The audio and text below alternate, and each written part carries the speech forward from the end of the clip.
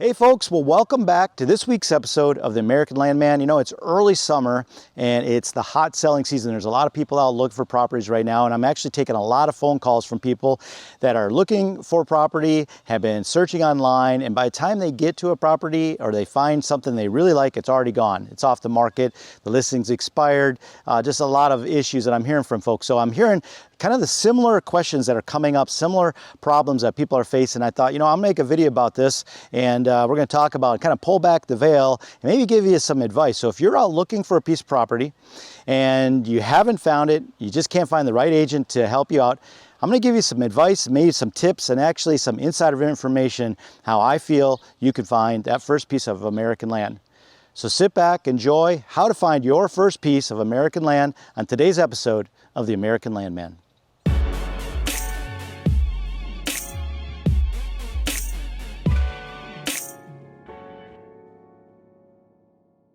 Okay, well, let's just jump into this. Now, there's a lot of ways that you can go about finding a piece of property, but most people do the first step is they go online, they let their fingers do the walk, and they start looking at sites like Zillow and Trulia and Realtor and those types of sites. And they're fantastic for residential properties, and if that's what you're looking for, that's probably where you're gonna go. But if you're looking for land, I just don't think that those are the best sites for a number of reasons. They're just not really set up for land.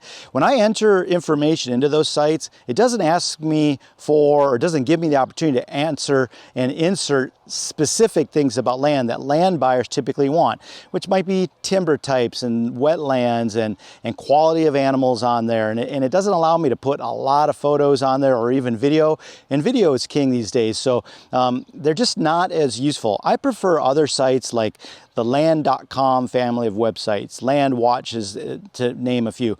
I'm on, if you go to Northwest Wisconsin and you punch that in, you're going to see me come right up there. And I do a lot of advertising on that. And why those sites are different is they are land specialist sites.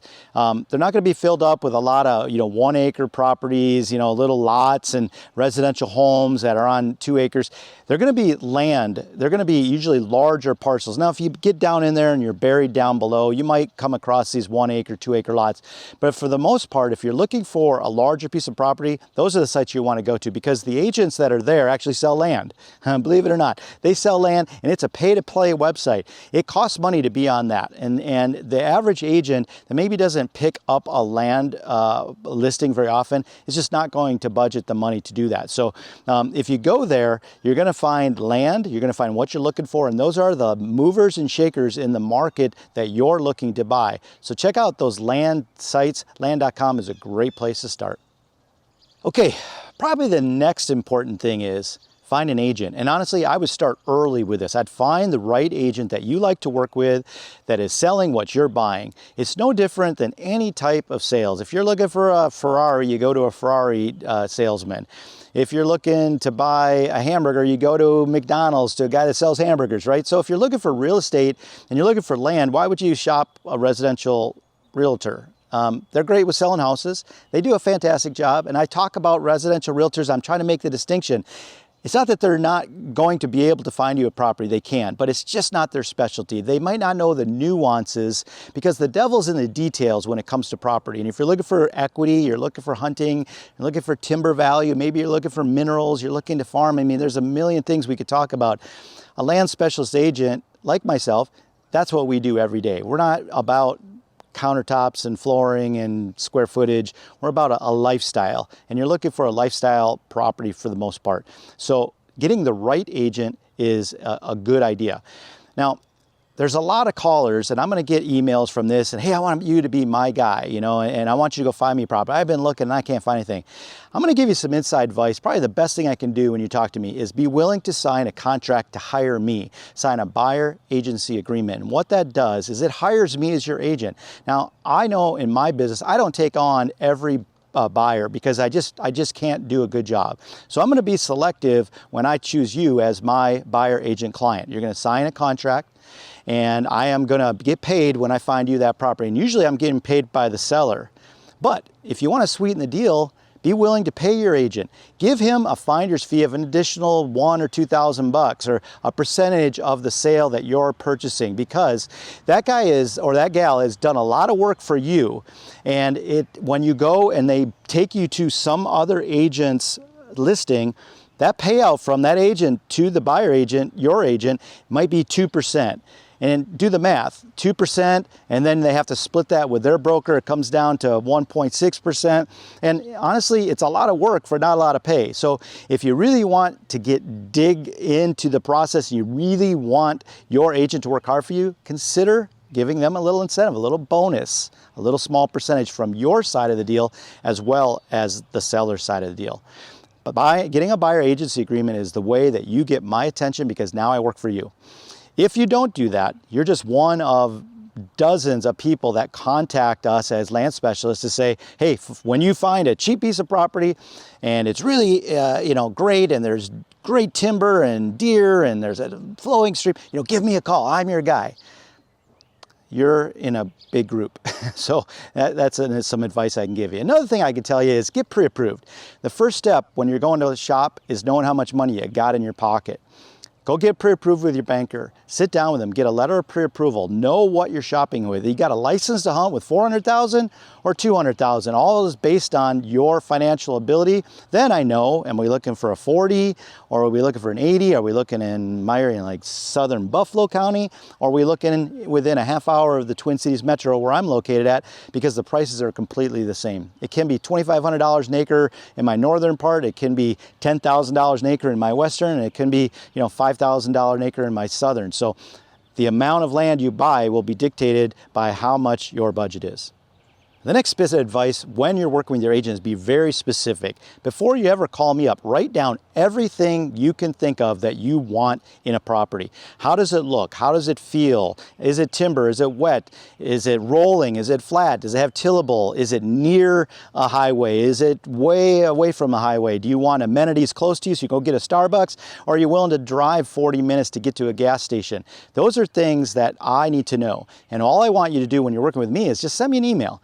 Bullet point, I want 40 acres, I want some pasture land, I'm looking for hardwood forests, a creek is nice but not necessary, and I need a house. If you could paint in my mind what you're looking for, and you're in a buyer agency agreement with me, it just cuts the corners really fast. I'll know that property when I see you.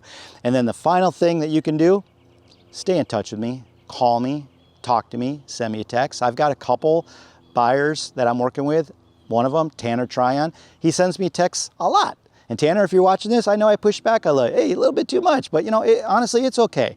I know what you're looking for. I got it in my mind's eye, and we found that property very quickly. And Tanner, in this case, had been looking for a couple years.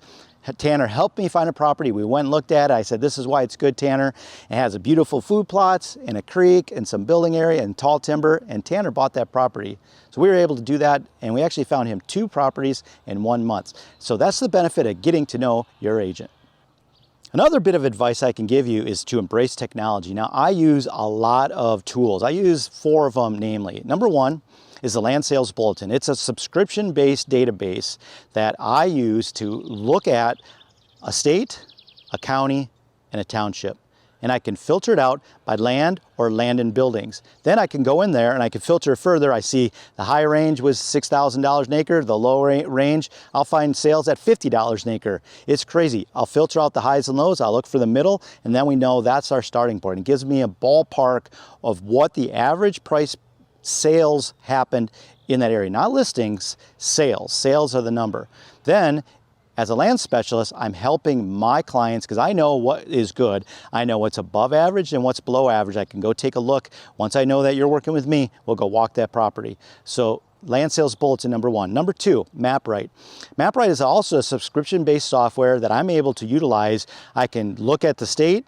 I can narrow it down to the county. I can do a search by name or PID number, any number of address, and I can find that property. I can put a boundary around it, and then I can start layering layers on there. Topography, wetland. Sometimes I can use FSA maps, the the agricultural field. There's just all kinds of data that's on here, and I can really get a good sense of what that land looks like without ever stepping on it. I can let my fingers do the walking before my feet do, and I can narrow this down, and I know these areas. So once I know a general location, I can pretty much ballpark, and then we could talk very intelligently about your property. So so any land specialist is probably using MapRight if they're worth their salt.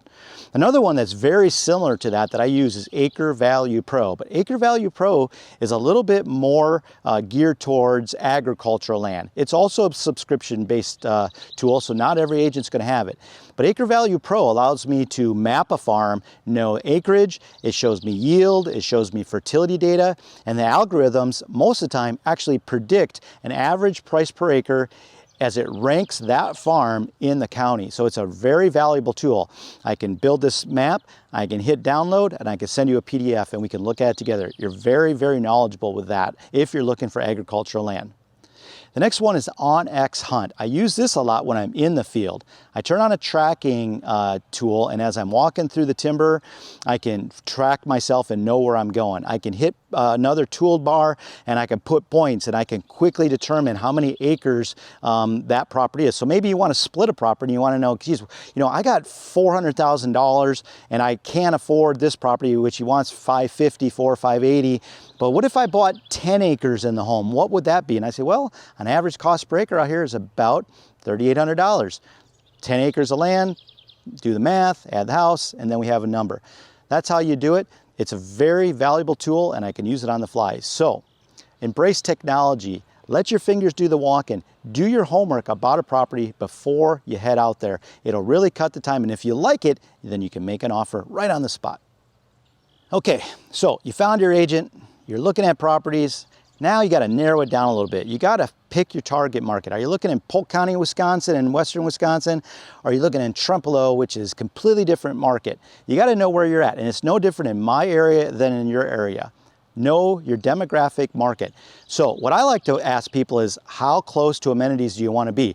Do you want to be near a major demographic growth corridor, which will eventually bring population, which might squeeze you out because the reason you bought that land is you want a peace and quiet? Or do you want way far away? Do you want to be off the major freeway, onto a county road, and then onto a road, and then off to a gravel road, and secluded, back into a coulee? Because I have that with my done 120, if you want to look at that listing. Knowing what you're looking for, knowing the demographic travel and growth corridors that are in your area, working with your agent to determine that will help you fit yourself into a property that you're going to be buying because you're flipping it in 30 years or you're going to keep it maybe for 5. It's differences, and you got to know what you're looking for. So make sure you pay attention to that and dig in and identify your market. Okay, so we've looked at a couple properties. You didn't run your agent ragged, and you finally are ready to make an offer. The key to buying a property is to make an offer. And I tell you, this is such a common mistake. People don't make offers. You can make an offer and write in contingencies, and you can get out of the deal. Now, am I going to tell you to make a lot of contingencies on your offer so you always got a back door? No, because especially in the seller's market, they're not even going to accept your offer.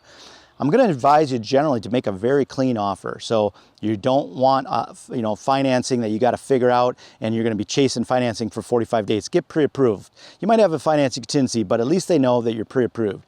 Don't have a lot of contingencies built in, like proposed use contingencies of well, septic, sewer, is there electric, is there internet, all these things that you might want for your future home. Do your homework ahead of time, then come with your offer having known those things. You don't have to fill out those proposed use contingencies.